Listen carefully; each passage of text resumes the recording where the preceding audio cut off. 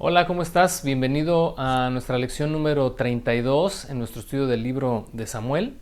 Estamos ya prácticamente, ahora sí, entrando en la recta final, ya a partir del capítulo 27, a partir de hoy, estamos ya entrando en los últimos episodios y en los últimos eventos de este increíble libro. Yo espero que la lección de hoy sea nutritiva y sea de bendición y sea relevante para tu vida. La lección de hoy se titula Caretas. Fíjate que revisando no solamente en esta lección, sino en lo que hemos estado viendo los últimos domingos, en las enseñanzas dominicales, en la congregación, hemos estado ahondando un poco en cuanto a los efectos del pecado en nuestras vidas, cómo se manifiestan en prácticamente todas las áreas en las que el ser humano se desarrolla, y lo que recién vimos en los domingos es en el área laboral. Pero cuando hacíamos esta reflexión no dejamos de ir al origen del problema, al momento en el que Adán y Eva pecaron, cuando comieron del árbol del que Dios les prohibió comer. Inmediatamente el efecto del pecado se dejó sentir en ellos a través de la vergüenza. Se dieron cuenta que estaban desnudos, cosieron hojas de higuera y se cubrieron. Y revisábamos entonces que el cubrirse ahí tiene implicaciones que van más allá de simplemente el pudor.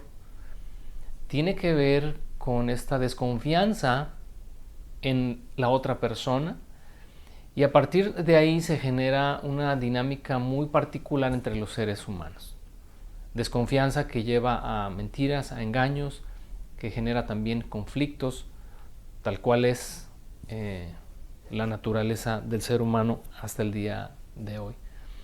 La lección de hoy nos va a hablar acerca del engaño. Cuando consideramos esto, ¿verdad?, de que los seres humanos vivimos en desconfianza de los demás, no fácilmente abrimos nuestro corazón literalmente así como que de par en par a todas las personas. Tienes a aquellos que quizás cuentes con los dedos, a quienes vas abriendo un poquito más acerca de ti, de tu persona, de tus vivencias, experiencias, de tus fracasos. Pero siempre va a haber un área que es prácticamente reservada para ti nada más.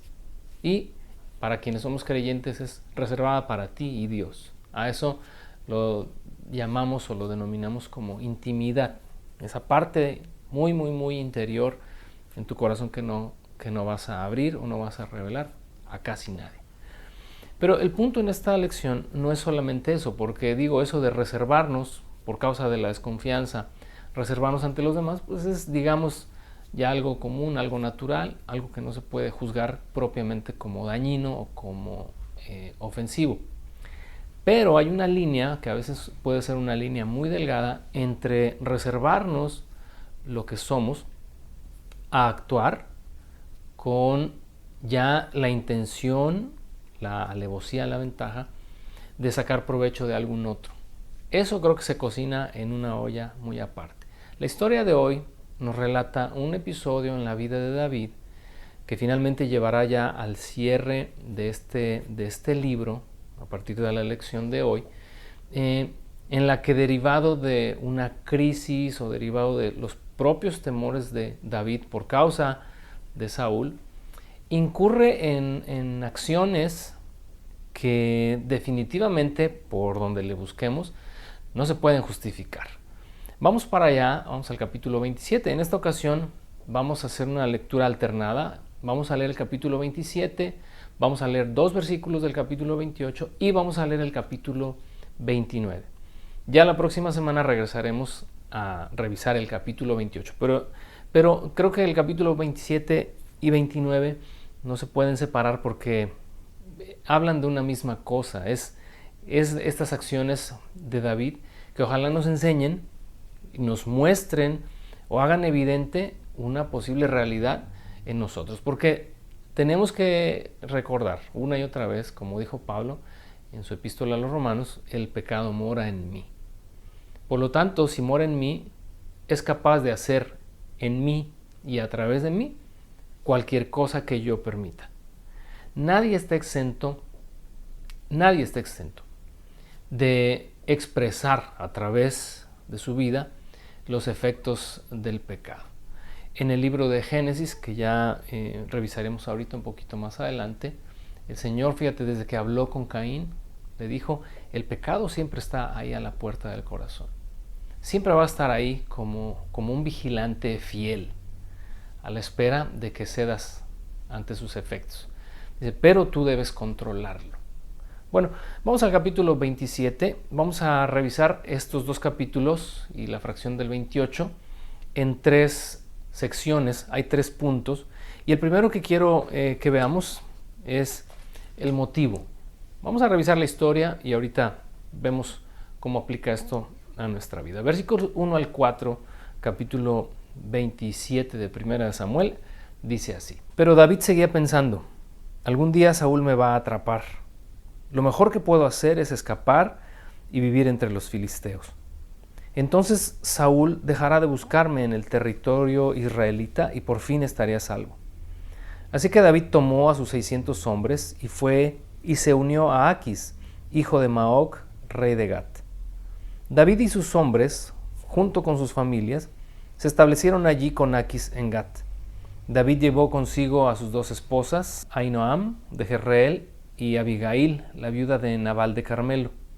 Pronto le llegó a Saúl la noticia de que David había huido a Gat, así que dejó de perseguirlo. Definitivamente, por lo que hemos estado revisando las últimas secciones, Saúl no era alguien de fiar. Ya por segunda ocasión, ¿verdad?, le había jurado y le había prometido a David que no lo volvería a perseguir, cosa que duraba tan solo unos momentos, porque en la locura de Saúl volvía otra vez a arremeter en contra de él. Y entonces David, derivado de eso, llega a una conclusión. Una conclusión que si la observamos detenidamente, está ausente de Dios. No vemos a David ahí consultando a Dios, ni diciendo, Señor, ¿qué debo hacer? ¿A dónde debo ir? Lo que David considera, y de hecho reitera en una acción que ya había intentado hacer en el capítulo 21, de irse a refugiar con los filisteos, Dios no aparece ahí en escena en esta primera sección de este momento, de esta historia. Parece que el temor y parece que la urgencia de David por salvaguardar su vida y la vida de todos sus soldados le hace considerar por segunda ocasión que ir a refugiarse con el enemigo, con su adversario, pudiera ser la mejor opción. Ahora, asociarte con el enemigo pues siempre va a traer un precio, siempre va a tener un costo. David seguramente está viendo el efecto inmediato. El efecto inmediato para él sería que Saúl dejara de perseguirlo. Y de esa manera David podría estar relativamente tranquilo, esperando que Dios, como si Dios necesitara nuestra ayuda, Dios pudiera continuar con su plan para hacer que David llegara al trono. Recuerda, Dios no necesita de nuestra ayuda, Dios no necesita de nuestras estrategias, Dios no necesita de nuestros consejos, pues por eso es Dios. Y nosotros vivimos en un plano muy inferior. El problema es que a veces tomamos decisiones aisladas de Dios y nos llevan a situaciones de peligro y de riesgo, cosa que vamos a ver ahorita más adelante. La motivación de David en este punto es estar a salvo. Eso es lo que él está buscando, salvaguardar su integridad y la de sus soldados. En esta condición, él sabe que no puede llegar con el rey de Gat y simplemente decirle, oye, pues ya llegué y necesito que me des asilo político o necesito que me des refugio. Hay un evento que igual, ya lo leímos, pero igual y lo pasamos de largo simplemente porque no pudimos asociarlo a una actitud muy particular de David. Pero fíjate bien la clase de hombre que era David. Y te repito, todos entramos en la misma olla porque el pecado se expresa en todos. Pero fíjate, en el capítulo 21, los versos 10 al 15, vamos a recordar este episodio. Dice, entonces David escapó de Saúl y fue donde el rey Aquis de Gat, Pero a los oficiales de Aquis no les agradaba que David estuviera allí. ¿No es este David el rey de la tierra?, preguntaron. ¿No es este a quien el pueblo honra con danzas y canta Saúl mató a sus miles y David a sus 10,000? David oyó sus comentarios y tuvo mucho miedo de lo que el rey Aquis de Gat pudiera hacer con él. Así que se hizo pasar por loco, arañando las puertas y dejando que la saliva escurriera por su barba. Finalmente el rey Aquis le dijo a sus hombres: ¿tienen que traerme a un loco? Ya tenemos suficientes de ellos aquí. ¿Por qué habría de permitir que alguien como él sea huésped en mi casa? Ese es el primer intento, es decir, ya esta es la segunda ocasión que David busca refugio en tierra filistea. Y en aquel momento, yo cuando leo eso y cuando leo la historia que hoy estamos considerando, digo, no, definitivamente David debió haber sido actor, ¿no? Imagínatelo, ¿verdad? Aquel dulce cantor de Israel o aquel valiente joven que había derrotado al filisteo Goliat, el que había matado a tantos filisteos, obteniendo de ellos sus prepucios para llevarlos a Saúl y poder casarse con su hija. David era un hombre muy particular, pero también creo que muy polifacético. Y entonces en esa ocasión, capítulo 21, se hace pasar por loco. Imagínatelo, arañando las puertas y dejando correr la saliva de su boca y actuando de una manera que fue creíble para Aquis, el personaje del que vamos a hablar, o estamos hablando ya en nuestra lección, y a todos sus oficiales. Dijeron, este es un loco, es este del que se canta, Saúl mató a sus miles y David a sus 10,000, y lo echó. Y entonces fue a partir de ahí que David decidió refugiarse en la cueva de Adulam. También ya pasamos por ahí, capítulo 21 y 22. Aquí David vuelve a considerar la misma posibilidad, pero en esta ocasión, que yo no entiendo cómo Aquis le recibe, y digo, ya es una suposición, si él consideró que se había hecho el loco, pues entonces no sería alguien de fiar, o si realmente estaba loco, pero ahora pues ya las tuercas ya se las ajustaron. Quién sabe qué hay detrás de todas estas líneas, pero me llama la atención que finalmente Aquis lo recibe. Seguramente, pues porque, te repito, todo ser humano somos desconfiados de todos los seres humanos, Aquis le recibe con todas las reservas de ley. Pero aquí hay algo interesante en todo esto. David ya tiene un plan. David ya va, como decimos actualmente, con alevosía y ventaja a tomar partido de la confianza que va a ganar de Aquis. Y todo esto es, querido escucha, todo esto es algo perverso. Por más que trato de justificar las acciones de David, se me hace muy difícil poder pues tapar el sol con un dedo y pretender justificar las acciones de un hombre que, aunque era un hombre que amaba a Dios, que era temeroso de Dios, pero que no dejó de expresar lo que había en su corazón, esta pecaminosidad, indistintamente de a quién se la aplicó. Ahora, en cuanto a esto, en cuanto a ponerse una careta para sacar para sacar una ventaja de otro,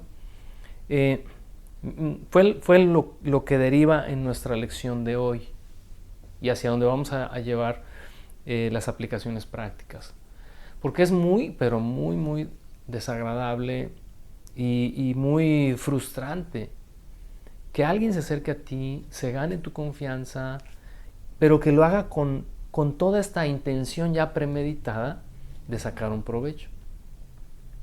Creo que historias como esas todos podemos contar más de una. Pero también en más de una ocasión seguramente hemos actuado de esa forma. Porque quiero volver a repetirte lo mismo. La pecaminosidad se expresa en todos y cada uno de nosotros. Cuando has sido amable con tu jefe, pues porque lo que quieres es que te suban de puesto, estás poniéndote una careta para sacar un provecho. Cuando quieres sacar de tus padres un permiso cuando quieres obtener de ellos algún beneficio económico, cualquier cosa, y te vuelves de la noche a la mañana muy obediente. Esa obediencia, que en teoría tendría que ser una virtud, en realidad es una actitud perversa, porque te pones una máscara, ocultas tu intención y sacas de ello un provecho. Y así, mira, pudiéramos hacer una lista larga de las formas, de las maneras en las que usamos caretas. Cuando andas de novio o de novia con alguien, te pones una careta. ¿Por qué? Pues porque quieres que no se te vaya, quieres que no se te escape, te quieres casar con él o con ella. Y estás actuando, o actuamos, ¿verdad?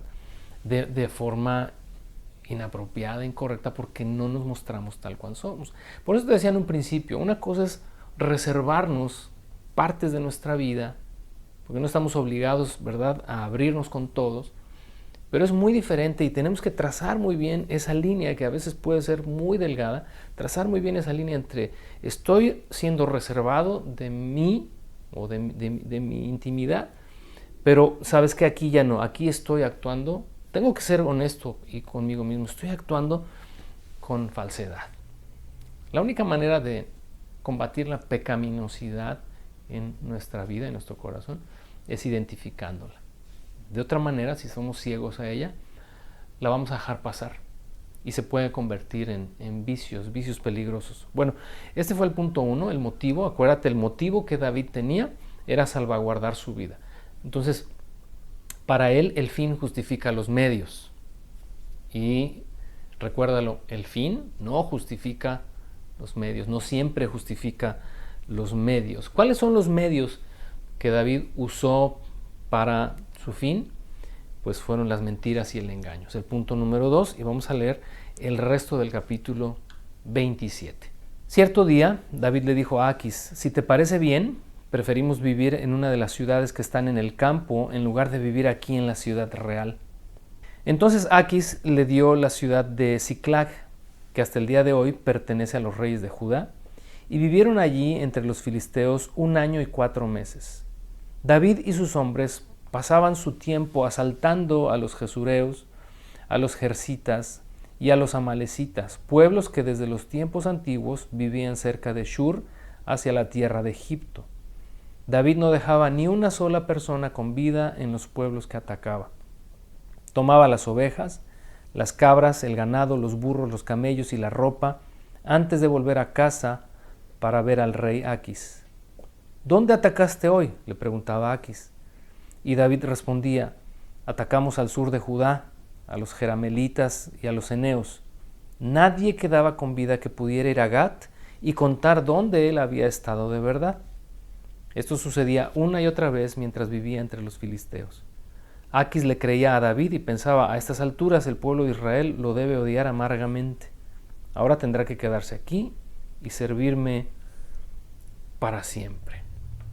Qué relato, ¿eh? De verdad que si algo en este, al menos en el primer libro, si algo me ha dejado como con el ojo cuadrado en cuanto a la conducta de David, es el capítulo 27. Ya en el segundo libro, pues ni qué decir, porque hay acciones todavía más perversas en David, como aquella ocasión en la que mandó asesinar a un fiel soldado suyo, esposo de Betsabé, aquella mujer a quien él deseó, con la que se acostó y a la que embarazó. Actos reprobables y actos despreciables de un hombre que, bueno, como todos sabemos, fue conforme al corazón de Dios, no en estas cosas, se tiene que eso subrayar, pero alguien que genuinamente amaba a Dios. Sin embargo, la pecaminosidad puede hacer estragos en la vida de cualquiera si simplemente lo dejamos que se exprese. ¿Qué es lo que tenemos aquí? ¿Se puede justificar las acciones crueles de David? David se convierte en un forajido, literalmente es un bandido. Es un bandido con 600 secuaces y hace incursiones a estos pueblos cercanos, ¿verdad?, camino a Egipto. Pero estas incursiones no eran eh, justas, si se les pudiera llamar así, en cuanto a los principios y la ética que rige la guerra. Hoy, por ejemplo, estamos en tiempos de un conflicto bélico y si hay algo que se juzga duramente o que se critica con mucha intensidad en la guerra es cuando no se cumplen ciertos criterios propios de la guerra. No hay un dicho que dice que en la guerra y en el amor todo se vale. Sin embargo, la guerra también tiene sus parámetros, ¿no? Y uno de ellos, por ejemplo, es que no se afecte a terceros o a civiles. La guerra debe ser entre ejércitos, etcétera, etcétera. En el caso de este capítulo que acabamos de leer, David incursiona a estas aldeas, a estos pueblos, con la finalidad de obtener botín. Desde el momento que le dice a Aquis, ay, fíjate que vivir aquí en la ciudad yo creo que no sería conveniente. Quiero que observes la maquinación de David. Preferimos vivir a las afueras. ¿Por qué prefiere vivir a las afueras? Bueno, por estrategia militar. Más bien no militar, por estrategia de bandidos. Lo que quiere es alejarse y poder ocultar sus acciones. Y en estas incursiones definitivamente moralmente no es justificable que incursionara y matara a todos, hombres, mujeres, jóvenes, niños, ancianos. El punto era no dejar, como un criminal cualquiera, no dejar a nadie con vida para que no fueran a referirle a Aquis cuáles eran las actividades de David. Fíjate que pensando en esto, cuando David ya en su vejez quiere construir a Dios un templo, Dios no le permite hacerlo. La razón por la cual Dios no permitió que David le construyera un templo es: tienes las manos llenas de sangre. Y obviamente tienes las manos llenas de sangre, creo yo, que alude al hecho de haber matado gente inocente, mucha gente inocente a lo largo de su vida. Así que esto no se puede justificar ni siquiera en el contexto histórico. Hay muchas cosas que cuando tú vas a la Escritura, sobre todo el Antiguo Testamento, pues las tienes que justificar o de alguna manera tratar de adaptar o de adecuar al contexto en el que se vivieron. Por ejemplo, cuando empezamos a estudiar este libro, 1 Samuel, nos encontramos con Elcana, padre de Samuel, que tenía 2 esposas, Ana y Penina. Y entonces, pues, ¿cómo puedes justificar que un hombre tenga 2 mujeres? Y a pesar de que la Escritura desde el principio dice, los hizo hombre y mujer, el hombre dejará a su padre y a su madre y se unirá a su mujer, y los 2, no los 3 ni los 4, los 2 serán una sola carne. Hay principios ahí que culturalmente se pasaron por alto, pero no se pueden justificar. Sin embargo, pues los ves en la Escritura y tratas de alguna manera de entenderlos a partir del contexto histórico en el que están. ¿Por qué? Bueno, porque era común que un hombre tuviera 1, 2 o 3 esposas. Pero hay cosas como estas, como lo que leemos en el capítulo 27, que no se pueden justificar, aunque trates de ponerlas en el contexto histórico de, bueno, es que los filisteos pues eran los enemigos de Israel. Es que estos pueblos a los cuales David fue y asesinó, pues es que también eran pueblos idólatras. Pues sí y no. Porque de una u otra manera, aquí lo que estamos poniendo sobre la mesa es las acciones de David. Por lo tanto, creo yo que moralmente esto no se puede justificar. ¿A dónde nos lleva esto? Que no podemos justificar nuestra hipocresía y nuestra falsedad. Bueno, es que fíjate, cuando quieres obtener, por ejemplo, un favor de alguien, te pones una careta y comienzas, como decimos comúnmente, lo están trabajando. Hay gente que con esa conciencia, ¿verdad? Pues más bien con esa inconsciencia, trabajan a las personas. Lo empiezan a envolver, lo empiezan a tratar muy bien, pero lo que están en realidad albergando es, en algún momento, voy a obtener lo que quiero, ¿no? Que necesito que o me preste dinero, necesito lo que sea, ¿no? Como mexicanos, Dios mío, le decía a alguien esta semana, en nuestra cultura vivimos en la selva literal y te tienes que estar cuidando del depredador. Hay otras culturas en las que digo, finalmente la naturaleza humana es pecaminosa indistintamente de tu nacionalidad, pero hay otras culturas en las que esa parte de su pecaminosidad la tienen controlada y la gente todavía confía un poco más en los demás. En nuestra cultura latina eso es casi imposible. ¿Por qué? Porque te tienes que cuidar de aquel que, como decía mi abuelita, gente labiosa, gente cautelosa.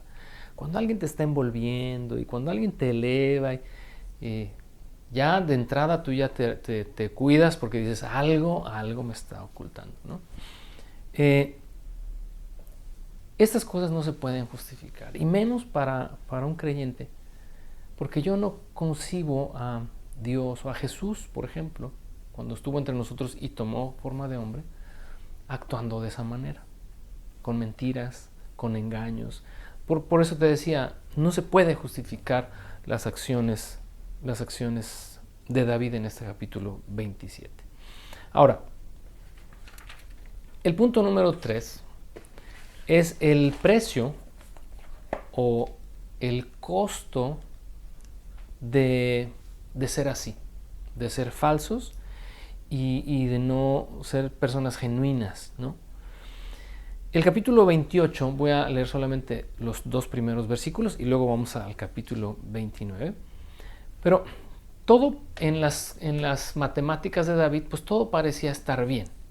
Él lo único que quería, recuerda, su motivación era salvar el pellejo. Lo único que él quería es que Saúl no lo encontrara y no lo matara. Pero no esperó lo que vino más adelante. Tal vez en su presupuesto no consideró este gasto. Capítulo 28, verso 1 y 2 dice así. Por ese tiempo los filisteos reunieron sus ejércitos para ir a la guerra contra Israel. El rey Aquis le dijo a David, se espera que tú y tus hombres salgan conmigo a la batalla. Muy bien, acordó David. Ahora comprobarás tú mismo lo que podemos hacer. Después, Aquis le dijo a David, te haré mi guardaespaldas personal de por vida. Haber buscado refugio con el enemigo comenzaba a costarle caro a David. Fíjate, Aquis confió en David completamente. Lo vemos, ¿verdad? Como te decía en un principio, tal vez lo vemos a Aquis lo vemos con cierto recelo hacia David.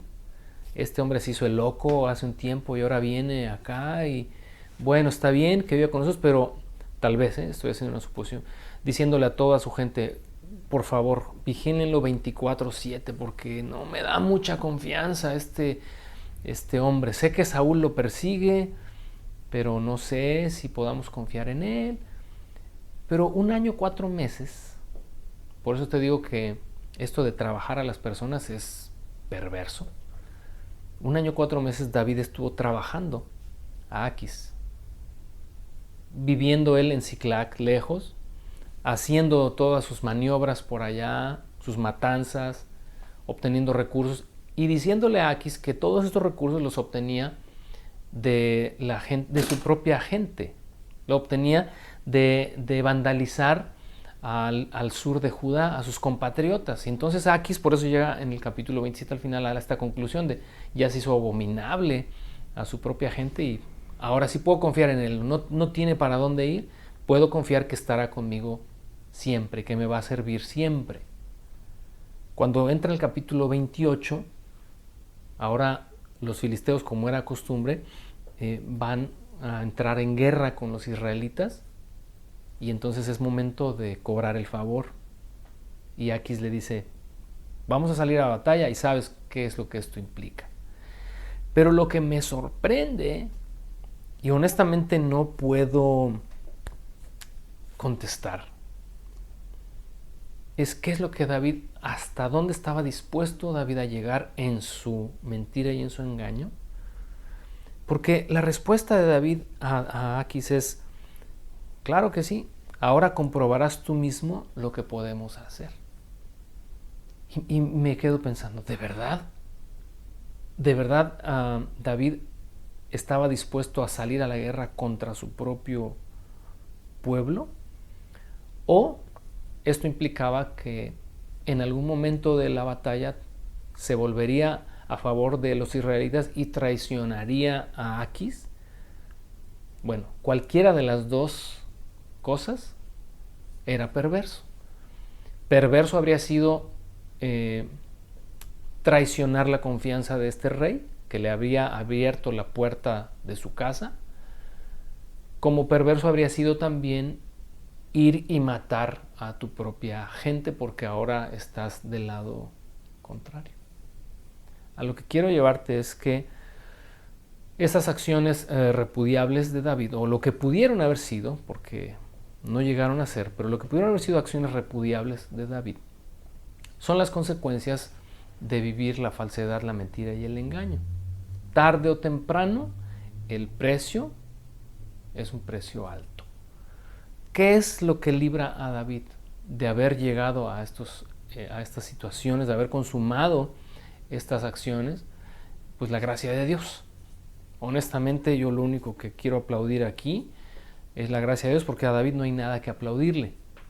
Solamente la intervención divina a favor de David es la que le libró de cometer más, ya no imprudencias, sino más actos de los cuales David tal vez no habría tenido ya perdón, o incluso habría perdido la vida. Una mentira, acuérdate, una mentira nos lleva a otra. Para que puedas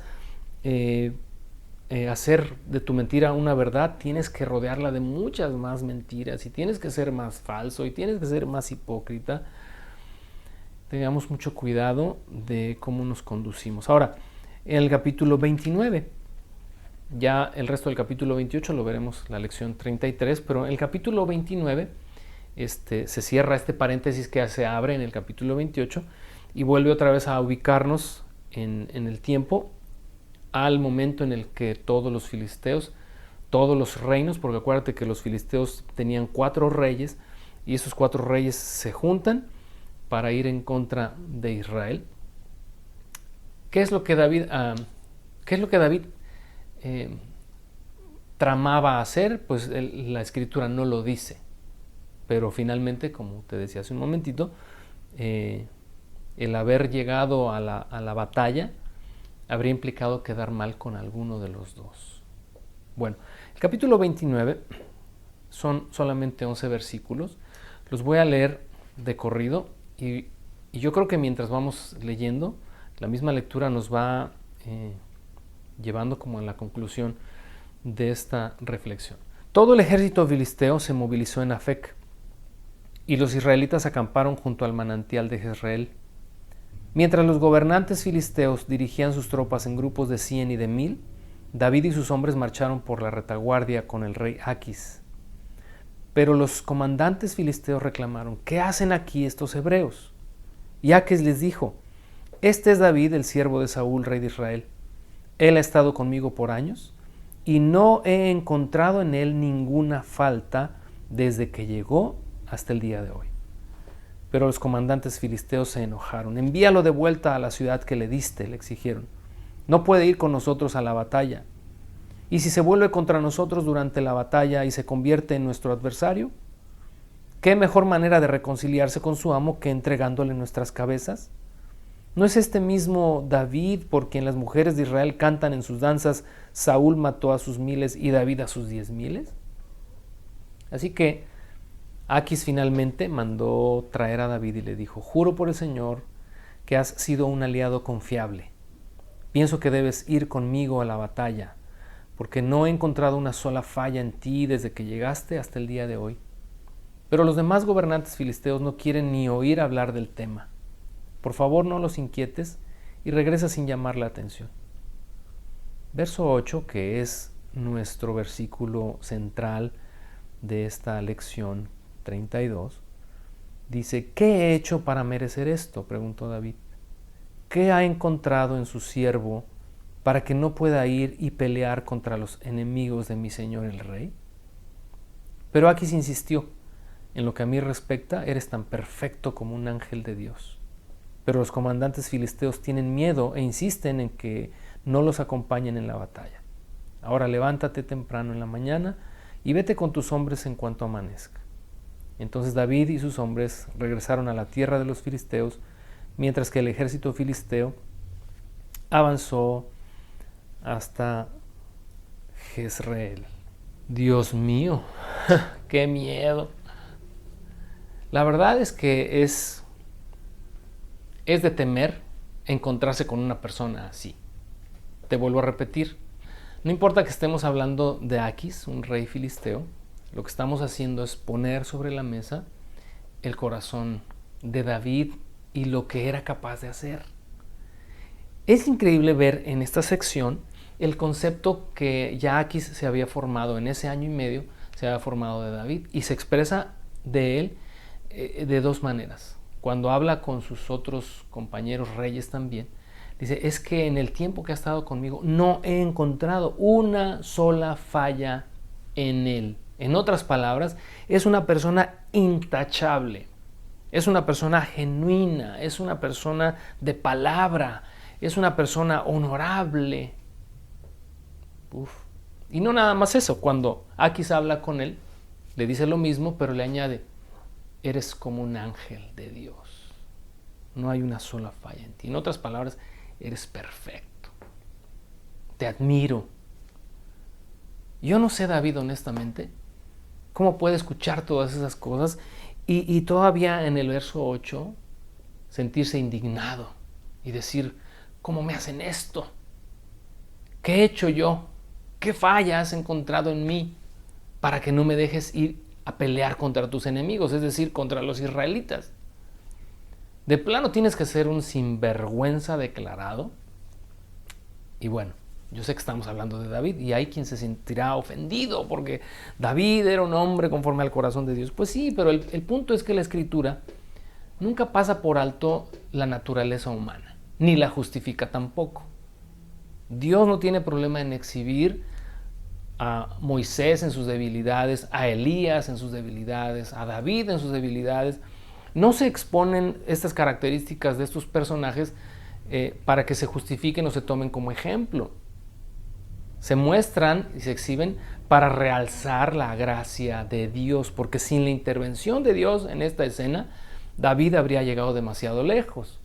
Por eso cuando los compañeros de Aquis o sus